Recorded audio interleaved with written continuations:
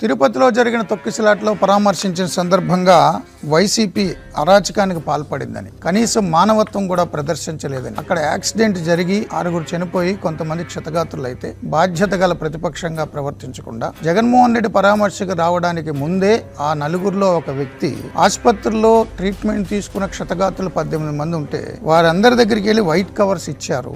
ఇచ్చి చంద్రబాబుని టీటీడీని తిట్టమన్నారు. ఇవన్నీ కూడా సీసీటీవీలో రికార్డ్ అయ్యాయి.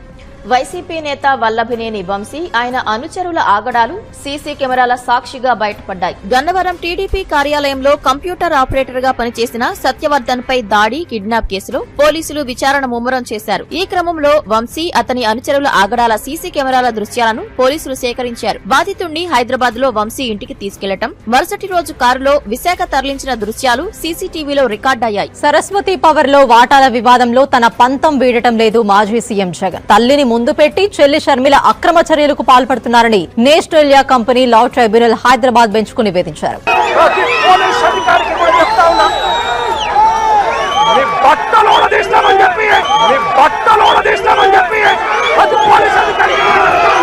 టీడీపీ వాళ్ళను గంగమ్మ జాతరలో పొట్టేలు తల నరికినట్ట రప్ప నరుకుతారు. మంచిది.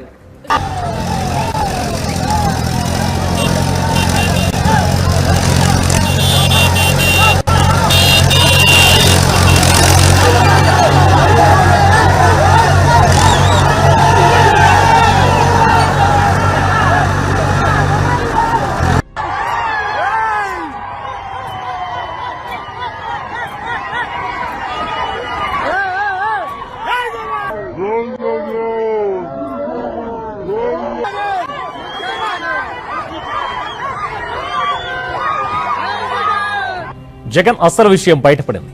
ఇవాళ జగన్ నెల్లూరు పర్యటనకు వెళ్లారు. అయితే ప్రజలు పట్టించుకోకపోవడంతో పార్టీ శ్రేణులు అవాక్కయ్యారు. అయితేనేం సొంత మీడియా ఉంది కదా, వెంటనే విజువల్ మార్ఫింగ్ కు తెరతీశారు. ఫేక్ వీడియోలతో ఆహా జగన్ ఓహో జగన్ అంటూ బాజా వాయించారు. ఒకటి చెప్తా ఉన్నా, ఎవరైనా టెండర్లలో పార్టిసిపేట్ చేయండి, ఎవడైనా రాండి, కానీ ప్రతి ఒక్కరికి వార్నింగ్ ఇస్తాను. రేపు పొద్దున మేము వచ్చిన తర్వాత రద్దు చేస్తాం, మళ్ళీ వెనక్కి తీసుకుంటాం. ఇది మాత్రం ఖచ్చితంగా అందరూ గుర్తుపెట్టుకోమని చెప్తాం. అక్కడ దేవలంపేట విలేజ్ బస్ స్టాండ్ దగ్గర ఉన్న ఒక చిన్న షాప్ లో ఫైర్ జరిగింది. ఆ ఫైర్ వల్ల ఆనరబుల్ బాబాసాహెబ్ అంబేద్కర్ విగ్రహం కూడా చిన్నగా డ్యామేజ్ అయింది.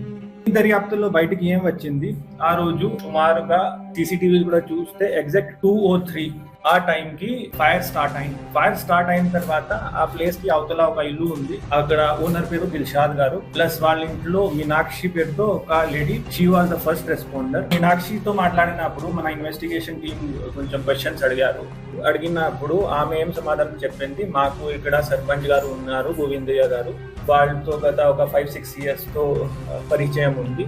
సో మేము వెంటనే ఆయనకి కాల్ చేసి చెప్పాము. ఆయన ఇక్కడ వచ్చారు, మేమే ఫైర్ కూడా కంట్రోల్ చేశాము. ఫైర్ కంట్రోల్ చేసిన తర్వాత ఆయన ఏం చెప్పారు, ఇది నేను చూస్తాను, మీరు ఇది ఎవరికి చెప్పవద్దు, ఇది ఎలా హ్యాండిల్ చేయాలి నాకు తెలుసు, నేను దాన్ని ఇది మీ షాప్ కాకుండా అంబేద్కర్ గారు విగ్రహం తగలపెట్టడం జరిగింది అది చెప్తాను. ప్లస్ ఆయనకి ఉన్న కొన్ని పర్సనల్ ఇష్యూస్ వల్ల కూడా కొంతమంది మీద స్పెషల్లీ ఒక సతీష్ ఆయన మీద ఎలిగేషన్ చేయడం జరిగింది. సో నేను ఇది ఎంత చేస్తాను, ధర్నా చేస్తాను. తర్వాత నేను మీకు ఒక పక్కా షాప్, ఈ టెంపరీ షాప్ కాకుండా మార్కెట్ ఏరియాలో ఒక పక్కా షాప్ కూడా వచ్చేస్తుంది, నా సర్పంచ్ ఉన్న కాలంలోనే అది కూడా ఇన్షూర్ చేస్తాను చెప్పేసి ఆమెకి చెప్పడం జరిగింది. అనంతపురం జిల్లా కోమలి గ్రామ సమీపంలో రైల్వే ట్రాక్ పక్కన సతీష్ కుమార్ మృతదేహం లభ్యమైంది. పరకామణి కేసులో ఈ నెల 6న సతీష్ సిఐడి విచారణకు హాజరయ్యారు. మరోసారి విచారణకు రావాలని సతీష్ కు నోటీసులు ఇచ్చింది. ఈ క్రమంలో ఆయన మృతి చెందడం సంచలనంగా మారింది. ఇది ముమ్మాటికి హత్యే అంటూ మా బ్రదరు హత్య కాబడ్డాడు,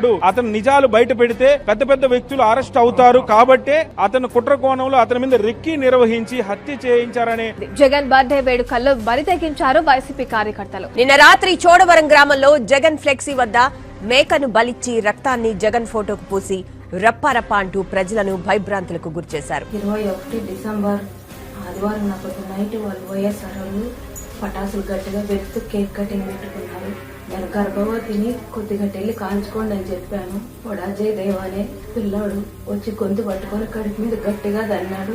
వాళ్ళు వైఎస్ఆర్ చెప్పినా కూడా నేను గతంలో ఒక పిల్లని పోగొట్టుకున్నాను. అంగన్వాడి స్కూల్ తీసుకెళ్లి చంపేశారు వాళ్ళని. ఆ బాధ తీరుకనే నేను మళ్ళీ గర్భవతిని అయితే తెలిసి మళ్ళీ ఈ బిడ్డను కూడా చంపాలని కక్షపూర్వకంగానే నా మీద కాలెత్తి తన్నేశాడు వాడు. నేను పడికింది పడిపోయి మా ఆయన తెలియజెప్పాము. మా ఆయన వస్తానికే నన్ను హాస్పిటల్కి తీసుకెళ్లి అక్కడ బిడ్డ కదలికలు ఏమీ లేవు తనకల్ హాస్పిటల్ అని చెప్తానికే ఈ బిడ్డను కూడా పోగొట్టుకుంటానేమో అని చాలా భయం వేసింది.